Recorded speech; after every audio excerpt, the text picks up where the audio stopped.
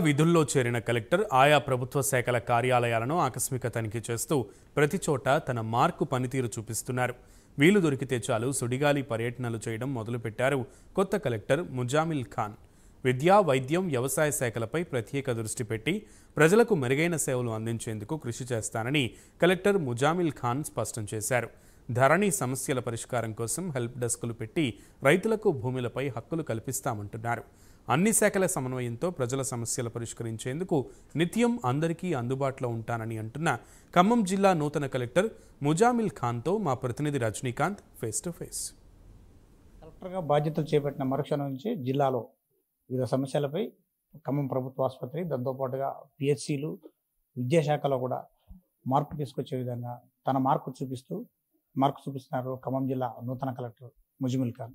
ప్రస్తుతం మనం వారు అందుబాటులోనో వారు అడిగి తెలుసుకున్నాం. సార్ చెప్పండి, వచ్చి రాగానే వివిధ శాఖలపై రైళ్లు కూడా చేస్తున్నారు, తిరుగుతున్నారు, సమస్యలు తెలుసుకుంటున్నారు. ఎలా ఉంది ఖమ్మం జిల్లా పరిస్థితి, ఎలా ఉంది? సో అందరికీ నమస్కారం అండి.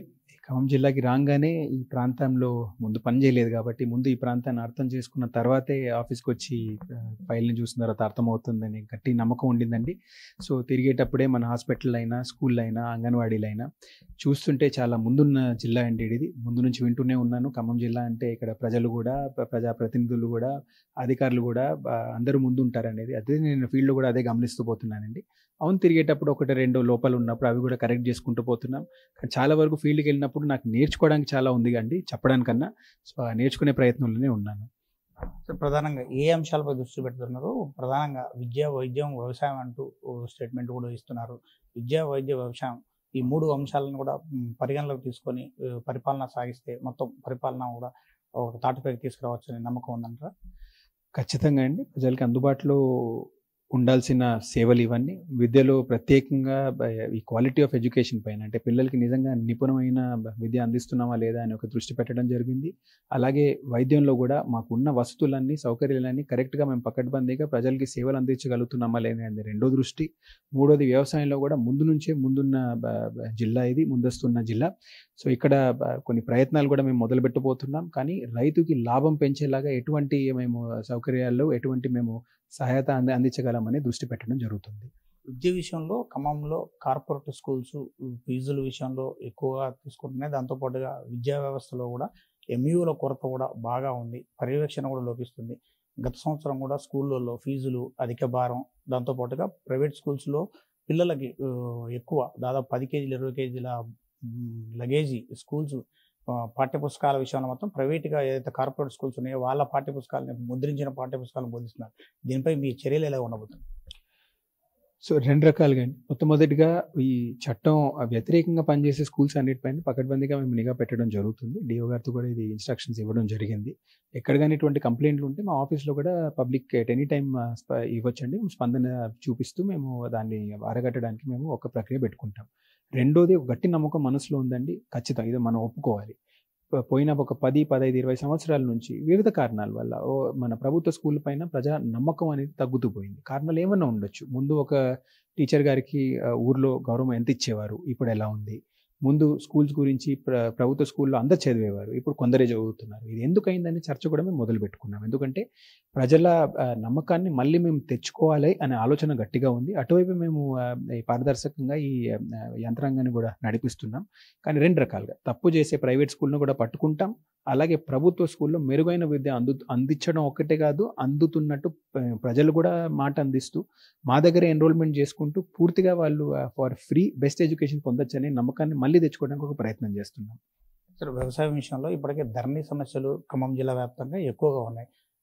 ఈ గత ప్రభుత్వం కూడా వాటిని ధరణి సమస్యల విషయంలో చాలా మందికి రైతులకు పాస్బుక్లు రాక, వాళ్ళకి లోన్లు రాక చాలా ఇబ్బందులు పడ్డారు. ప్రస్తుతం ధరణి సమస్యల మీద ఎలాంటి దృష్టి సారించబోతున్నారు?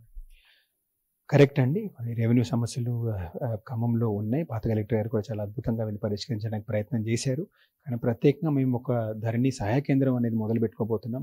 నిన్న మంత్రి గారు కూడా దీని గురించి మాట్లాడడం జరిగింది. సో ఈ సహాయ కేంద్రంలోనే మేము అప్లికేషన్ టు డిస్పోజల్ ప్రజలకి పూర్తిగా అర్థమయ్యేలాగా మేము ధరణిని వాళ్ళ ముందు పెట్టడం జరుగుతుంది. ఉదాహరణకి అప్లికేషన్ చేసేటప్పుడు ఎవరు ఎలా అప్లై చేయాలి, ఏ ఆధారాలతో అప్లై చేయాలి, టైం లైన్ ఏంటనేది మా సహాయ కేంద్రం ద్వారా మీరు తెలుసుకోవచ్చు. తొందరలోనే ఒక 2 వారాలు ప్రారంభించుకోబోతున్నాం.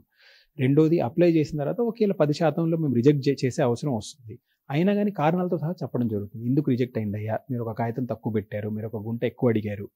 ఇవన్నీ ప్రజల ముందు పెట్టడం వల్ల వాళ్ళు మళ్ళీ సవరణ చేసుకొని అప్లై చేసినప్పుడు ఖచ్చితంగా అది పాస్ అవుతుంది. ప్రజలు కూడా తృప్తి ఉంటుంది, వాళ్ళు పరిష్కారం వాళ్ళ ప్రాబ్లమ్ని పరిష్కారం చేసినట్టు, మాకు కూడా వాళ్ళకి సహకరించినట్టు మాకు ఒక ఇది ఉంటుంది, తృప్తి ఉంటుంది. సో దీంతో సహా మన జిల్లాకి ప్రత్యేకంగా ఎన్ఎస్పి అయినా ఇటువంటి ప్రాబ్లంలు, గవర్నమెంట్ ల్యాండ్స్ ఎంక్రోచ్మెంట్ అయినా వీటిపైన కూడా మేము దృష్టి పెట్టడం జరిగిందండి. ఒక మీటింగ్ కూడా మేము ఆర్డీఓలతో పెట్టుకోవడం జరిగింది. తొందరలోనే ఒక డ్రైవ్ పెట్టుకొని మేము వీటిని కూడా పరిష్కరించడానికి ఒక ప్రయత్నం చేయబోతున్నాం. ప్రధానంగా ఖమ్మం జిల్లాలో కొంత ఏజెన్సీ ప్రాంతం ఉంది. ఏజెన్సీ ప్రాంతంలో ప్రస్తుత వర్షాకాల సీజన్లో వ్యాధులు ప్రబలే పరిస్థితి ఉంది. వీటిపై ఎలాంటి చర్యలు తీసుకోబోతున్నారు, ముందస్తు జాగ్రత్తగా ఎలాంటి అధికారుల సూచనలు ఇవ్వబోతున్నారు?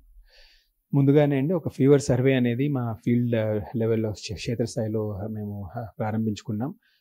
పోయిన సంవత్సరం డేటా కూడా తీసి చూస్తున్నాం. ఎక్కడ ఏ రోగాలు ఎప్పటికి వచ్చాయి, ఎవరికి వచ్చాయి అనేది వాళ్ళకి ముందుగానే అక్కడ అలర్ట్ అయ్యి, ఉదాహరణకి కింద వాటర్ స్టాగ్నేషన్ ఉంది, మేము మోరీలు ఏమన్నా అడ్డుపడి ఉన్నాయి, ఇప్పుడే పరిష్కరించుకుంటున్నాం. ఆ ప్రాబ్లం వచ్చిన తర్వాత ఆలోచించడం కాదు, ప్రాబ్లం రాకుండా చూడడానికి ఒక ప్రక్రియ పెట్టుకున్నాం.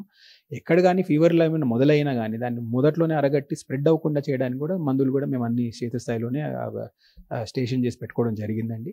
ఆశాలు, ఏఎన్ఎంలు, స్టాఫ్ నర్సులు, మా ఎంఓలు అందరూ వాళ్ళు హై అలర్ట్లో ఉన్నారండి. ఈ నెక్స్ట్ 1 month మనకు రోగాలు రాకుండా చూసుకుంటే దాని తర్వాత ఎలాగైనా చలికాలంలో తగ్గుతుంది. అది వర్షాకాలంలో మేము నిఘా కూడా ఎక్కువ పెట్టడం జరుగుతుందండి క్షేత్రస్థాయిలో. జిల్లాలో గత ప్రభుత్వం 5859 జీవో ప్రకారం ఎంక్రోచ్మెంట్ చేసిన భూములకి వాళ్ళకి రెగ్యులరైజ్ చేసే ప్రక్రియ చేపట్టింది. చాలా వరకు ఖమ్మం కార్పొరేషన్ పరిధిలో 5859 జీవోలో కొంతమంది పొలిటికల్ లీడర్లు వాళ్ళకున్న పలుకుబడుకొని ఎంఆర్ఓ వాళ్ళని రెవెన్యూ వ్యవస్థని మేనేజ్ చేసి ఆ భూములు రెగ్యులరైజ్ చేసుకునే పరిస్థితి చేశారు. వాటిపై కూడా చాలా కేసులు కూడా గత కలెక్టర్ కూడా పెట్టాడు. వాటి మీద మీరు ఏ విధంగా చర్యలు తీసుకోబోతున్నారు? చట్టపరంగా పట్టాలు పొందిన వాళ్ళని మేము ఏమి చేయమండి. ఖచ్చితంగా వాళ్ళు చట్టపరంగా పొందారు ఉంటారు. చట్ట వ్యతిరేకంగా పొందిన వాళ్ళపైన ఖచ్చితంగా నిఘా పెట్టండి. Because this will be treated as encroachment. Encroachment చేసిన వాళ్ళపైన చట్టం కూడా చాలా స్ట్రాంగ్ ఉందండి. కేసులు చేయాలంటే కేసులు చేస్తాము, రికవరీ అయితే ఖచ్చితంగా చేస్తాం. ఎందుకు ఇంత నిఘా అంటే అండి, గవర్నమెంట్ ల్యాండ్ పైన ఏ ప్రగతి ప్రణాళిక పెట్టుకున్నా కానీ భూమి లేకుండా అది సాధించలేము. సో ప్రగతి కావాలంటే ముందు భూమి కావాలి. భూమి కావాలంటే మేము ఫస్ట్ మా ల్యాండ్ని రీక్లెయిమ్ చేసిన తర్వాత దాని గురించి మాట్లాడవచ్చు. సో ఖచ్చితంగా ఆ ప్రక్రియను మేము కంటిన్యూ చేస్తామండి, జారీ చేస్తాం.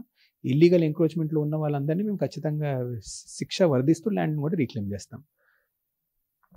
ఓవరాల్గా జరగవచ్చు. ఇప్పటికే దీనికి సంబంధించి కూడా జిల్లా కలెక్టర్ ఛార్జ్ తీసుకున్న మొదటి రోజు నుంచి కూడా విస్తృత స్థాయిలో క్షేత్రస్థాయిలో పర్యటిస్తూ అన్ని శాఖల సమన్వయం చేస్తూ ముందుకు వెళ్తున్నాడు. ఇప్పటికీ దీనికి సంబంధించిన విద్యా, వైద్యం, వ్యవసాయం పైన కూడా తను ప్రధానంగా దృష్టి సారిస్తా అని చెప్తున్నాడు. విద్యా, వైద్యం బాగుంటే, తర్వాత వ్యవసాయం కూడా బాగుంటే, రైతు వారీగా బాగుంటే కూడా అన్ని రంగాల్లో కూడా అభివృద్ధి చెందుతుందని చెప్తున్నాడు. విద్యపై కూడా స్పెషల్గా ఫోకస్ చేస్తూ ఉన్నారు. ప్రైవేట్ స్కూల్స్ విషయంలో కూడా ఒక కమిటీ కూడా వేసి హై లెవెల్ కమిటీ ద్వారా వాళ్ళు ముందుకు పోతామని చెప్తున్నారు. దాంతోపాటుగా అన్ని రంగాల్లో కూడా అభివృద్ధికి తన మార్పు కూడా చూపిస్తానంటూ జిల్లా కలెక్టర్ మజిబుల్ ఖాన్ చెప్తున్నారు. ఇది మంజుల తాజా పరిస్థితి. రజనీకాంత్.